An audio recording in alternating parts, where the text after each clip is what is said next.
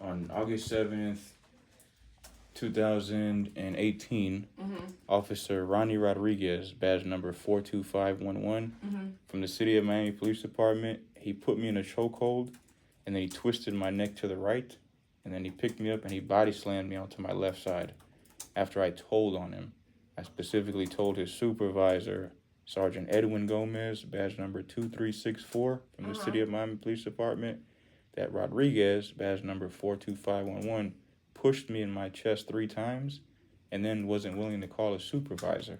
And so he pushed you in a chokehold, twisted your neck, and slammed you on the ground. On my left side, yes. First he snuck up behind me. He put me in a chokehold for about 15 to 20 seconds in front of Sergeant Edwin Gomez while I was telling on him. And he brought me down to my knees, and my hands were in the air. And I was saying, I can't breathe. I can't breathe. I can't breathe. I can't breathe. I can't breathe. The 5th time I struggled to say I couldn't breathe, he twisted my neck to the right, intentionally attempting to break my neck. And then he picked me up and he body slammed me onto my left side. Oh my God. And then he picked me up off the ground. He took everything out of my pockets, put me in handcuffs, and then put me in the back seat of his police vehicle. And then Sergeant Edwin Gomez witnessed that and left. And then there was also another police officer that was there, Officer Albello. He failed to intervene also. And he was nowhere in sight, but his vehicle was there. And then a PRI officer named Leslie Diaz, badge number 40742, arrived to that crime scene, a police responding to the incident officer, PRI officer. And Diaz immediately walked onto that crime scene and started walking towards Rodriguez, badge number 42511, together. And that's when Officer Albello appeared. But he was there the entire time because his vehicle was there. But they both started walking towards Rodriguez, and then Albello stopped walking towards him, and Diaz continued walking towards him and said, and they were both smoking large cigars, and Diaz walked up to him, took a puff of his cigar, like that, blew the smoke out, and said, "So why'd you beat him up?"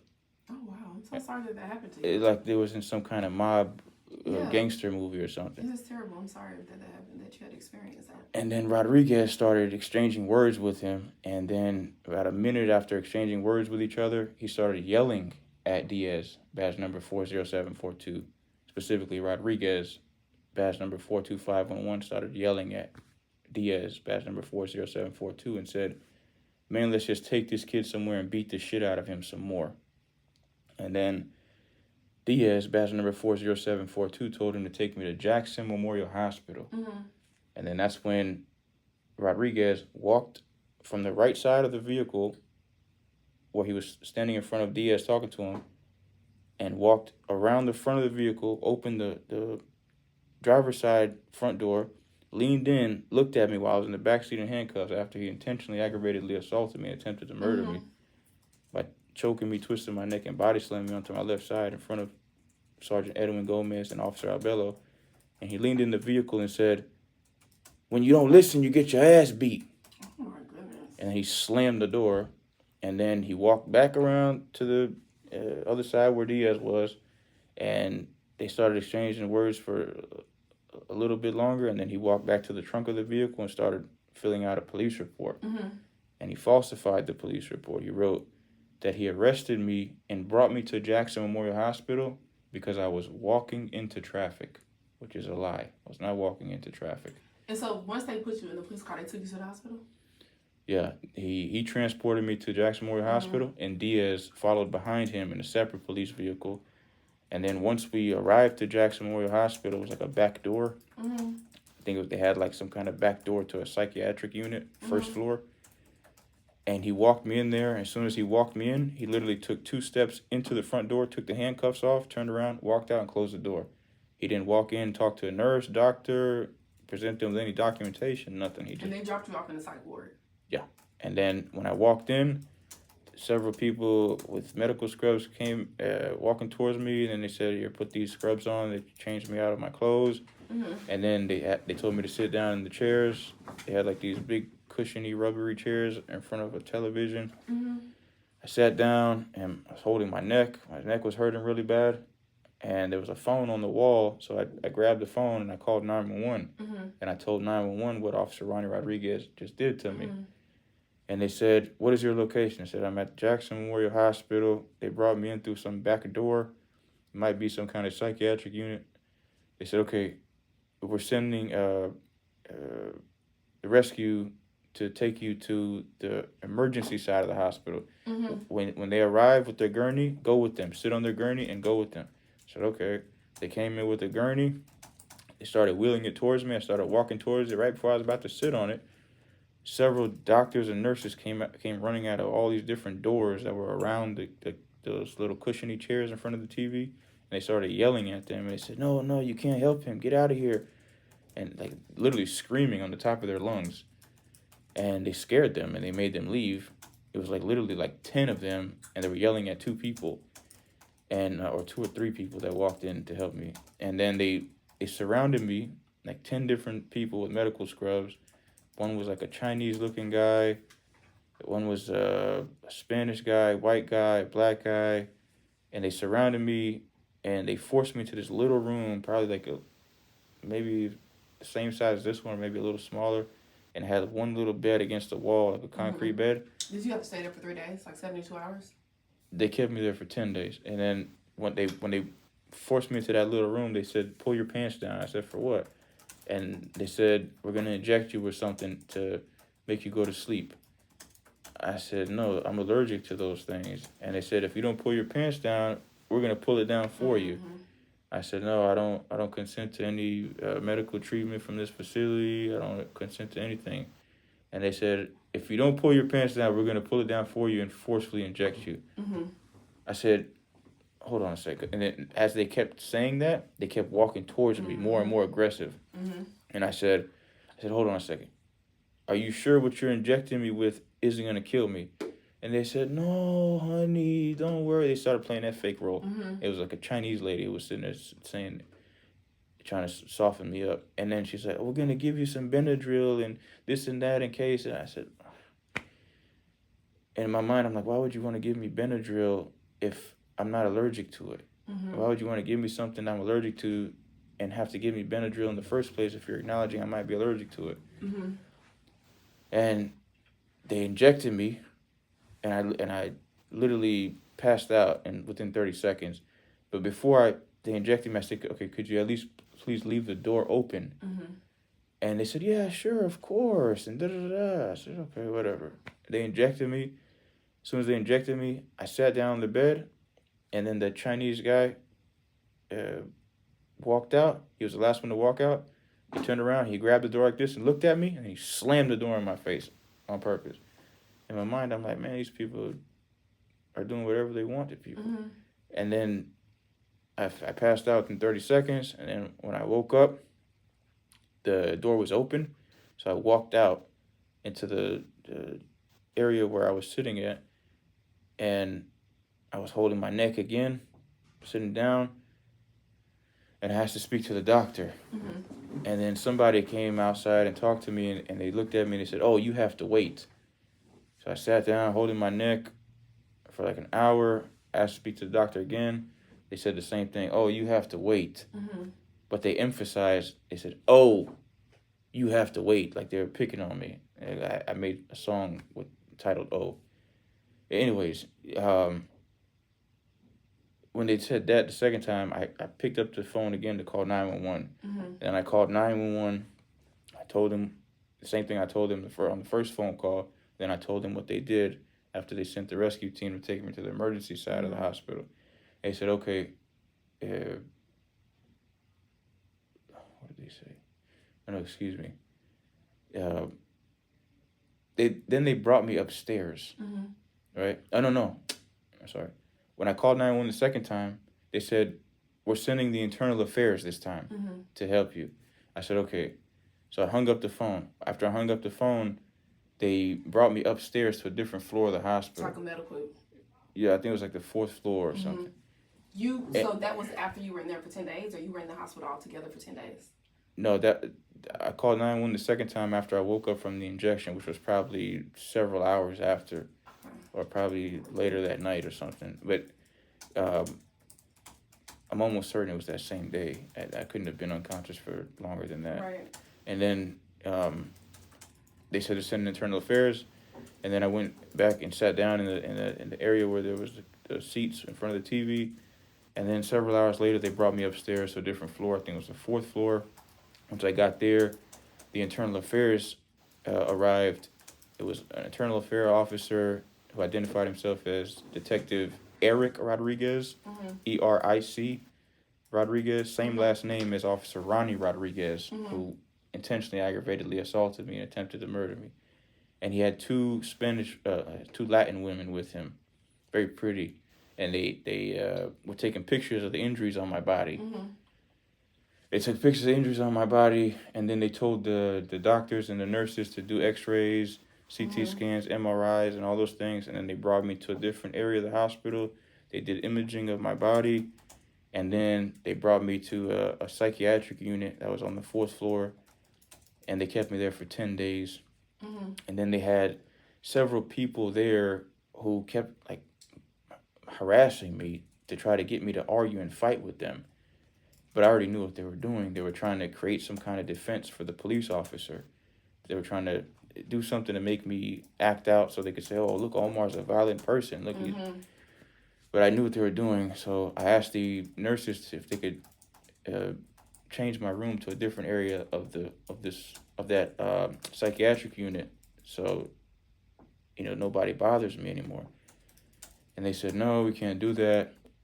And then the 10th day that I was there, we had a court hearing at the hospital, with a probate court hearing with the Honorable Judge Alvin Balint Jr., a prosecutor named Prosecutor Lourdes, and two public defenders who they assigned to represent me. Public defender Julianne DeMaria and public defender Hugh Keoth.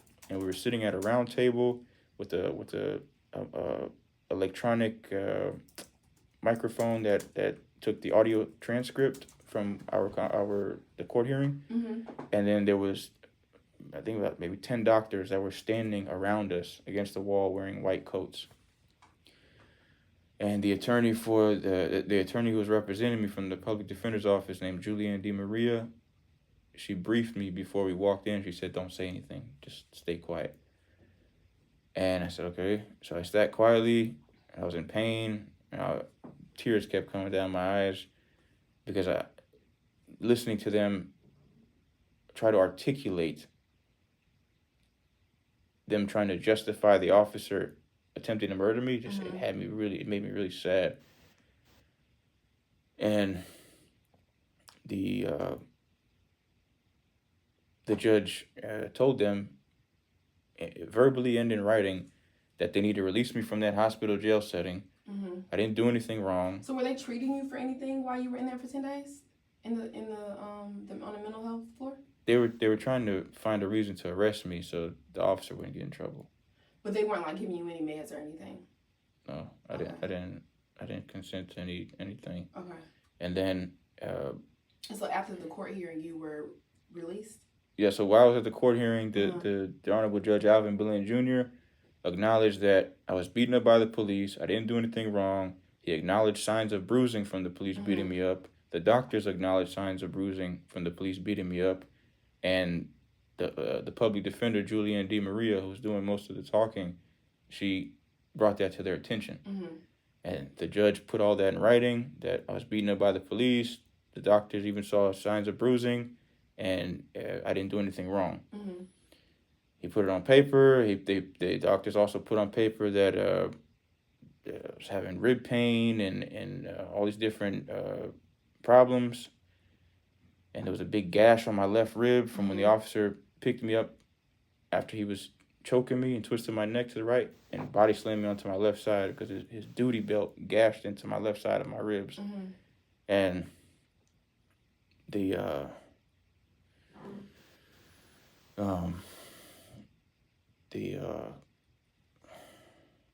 released me from that hospital jail setting. And when they released me from that hospital jail setting on the 10th day, I went to the Miami-Dade County Courthouse and told them what they did to me. And they told me I had no idea what I had to do. I just knew I had to tell somebody at the courthouse so the judge could make them pay me for injuring me. Mm-hmm. And I spoke to a supervisor at the clerk of courts, the Miami-Dade County Courthouse. Mm-hmm. Her name is Lakeisha. Mm-hmm. And Lakeisha said she gave me a packet that had a silver cover sheet, a complaint form, a subpoena, and she told me to fill all that stuff out and then hand it back. And she also handed me a indigency form Mm-hmm. because I didn't have any money. And she acknowledged that I didn't have any money, so she helped me. And she told me to fill all that stuff out. They stamped it, they filed it, and they put the case in front of. They tried the case in front of the honorable judge. Yeah. It's okay if you don't remember his name. The honorable Judge Spencer Ige in courtroom 505, and he acknowledged what I was saying is true, and I put a CD-ROM in his slot on his door before that court hearing that had approximately 100 exhibits of evidence of pictures that I took of visible injuries on my body the same day that they released me from the hospital and handed me my phone back, and then several forms of documentation that I was able to obtain clearly and convincingly proving that I was injured by the police. And I put that in his door slot thing, and then I also made another copy. So when I saw him in person, just in case if he didn't receive that one, I had another copy for him. So when I saw him in person, I immediately said, "This is for you, Your Honor." And he said, "Is this the evidence?" I said, "Yes." He said, "I already have it." So, and then I told him what the officer did to me, same thing I told you. And then they asked me, what do I want? But I already wrote what I want on the paper. Right. I told him I want $100 million. And when he asked me, what do I want? I kind of figured that maybe they didn't want to give me $100 million. That's why they were asking me what I wanted. After they already acknowledged that I gave them a CD-ROM with evidence, and they have the same lawsuit documentation that the supervisor, Lakeisha, told me to fill out. And so I said, I want to take this case to trial, Your Honor. And then he said they want me to get evaluated by the doctors from the city of Miami Attorney's Office. And I asked him, I said, inpatient? And they said, no, it'll be outpatient. I said, okay, I agree to that. Why not? See a doctor outpatient, so they could evaluate how much they're going to pay me, which is what I was under the impression of. Right. And then I said, okay, when? And the judge looked at the city of Miami attorney who was standing next to me at the next podium, and he said, we'll call you. I said, okay. But they never called me. And then the Honorable Judge Alvin Belen Jr. told me to go with the city of Miami attorney, Douglas Harrison, to his office at the city of Miami administration building, which was across the street, and to upload the CD-ROM with the evidence that I gave the judge onto Douglas Harrison's computer so he could have a copy of it. I said, okay. So I went with him to his office. He uploaded onto his computer. I took a picture of the view from his window. He had kind of like a nice view where the bridge opens up, where you have to go over the bridge to get to the courthouse area, and you could see like the intercoastal right there where the bridge opens up, and then some of Miami. So I took a picture of that while I was in his office, and after he uploaded the CD-ROM with the evidence on his computer, he said, now I'm just going to go home and get drunk. And I'm thinking to myself, I'm like, man, this is the guy that they assigned to try to justify an officer attempting to murder me because I told on him because he did something wrong to me. And then it was a red flag immediately. And I noticed that even more after because they never called me. And then 6 months after that, while I was waiting, to get paid and get evaluated by their doctors and all those things. I was injured by 2 more police officers from the city of Miami, named Officer Brown and Officer Brogdon. So did you ever were you ever able to sue them, like be in litigation for it? I'm still trying to. But you don't have like an open case right now. Well, it is. It's open. So you have like a lawyer and everything now? No, I couldn't find a lawyer to help me because after I told them what they did to me, which was specifically after 6 months after that happened, 2 other police officers injured me.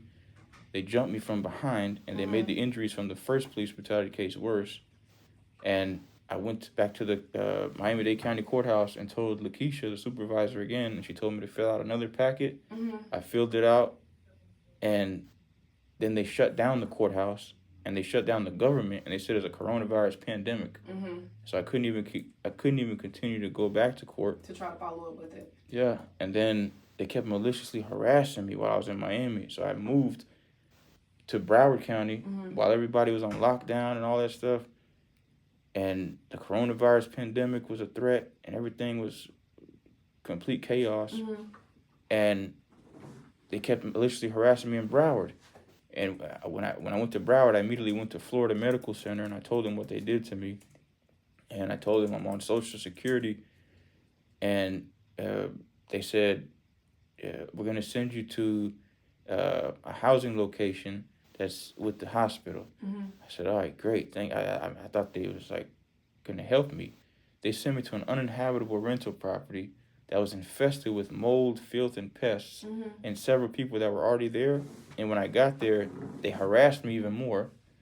I ended up contracting Streptococcus group A on my right butt cheek because there was feces on just about every single living area of the house. And when I contracted Streptococcus group A, I went to Plantation General Hospital, which is now HCA Hospital, and they surgically removed the Streptococcus group A from my right butt cheek. And then I told them everything I just told you, and they said, okay, we're going to send you to a different housing location. They sent me to a different housing location. It was also an uninhabitable rental property. The same thing. It was disgustingly dirty, and I ended up having to leave from that location also. And then I ended up going to Broward Health Medical Center because when I was at the AT&T store, while I was living at that second uninhabitable rental property housing location that they sent me to from Plantation General Hospital, my left arm went numb while I was talking to the manager at AT&T in front of the Audi dealership in Broward, telling her everything I just told you, and that I need a phone that has enough memory on it because I need to document everything that they're doing to me so I could present it to the judge. And I literally had like a mild stroke while I was just sitting there explaining it to her, and I was crying, and they called the ambulance, and the ambulance took me to Broward Health Medical Center, and then I saw Dr. Chisholm in the hallway while I was sitting on a bed in the hallway, and he said, I explained to him everything I just explained to you, and then he said, would you like to speak to a psychiatrist about this? I said, sure. And in my mind, I was only agreeing to speak to a psychiatrist, and I figured that'd be a good idea because the more that they document it, the more it'll help me because I could present that to the judge, all of my good faith efforts to try to fully recover from my injuries and obtain monetary relief, which is what I need. I need money. So what symptoms are you having now? The same symptoms I was having then. And while I was there, which was on April 5th, 2021, Dr. Chisholm brought me into the psychiatric area of that hospital behind 2 big double doors. They closed the doors. And then while I was laying on the bed, they had a girl that was sitting on the bed 2 beds away from me who kept yelling and screaming. And she was making comments about things that were going on in my personal life and things that I posted like on my social media and stuff. So I asked them, could they send me to a different area of the hospital because I was used to that type of harassment because it kept happening. Literally during, before, and after every necessary legal and medical affair or obligation I needed to fulfill. So are you still having like the numbness that's going down your left arm? My hands and arms and my legs and feet keep going numb. Okay, and are you having like neck and back pain? Yeah, right now my neck is hurting, and Is it your lower back or your whole back?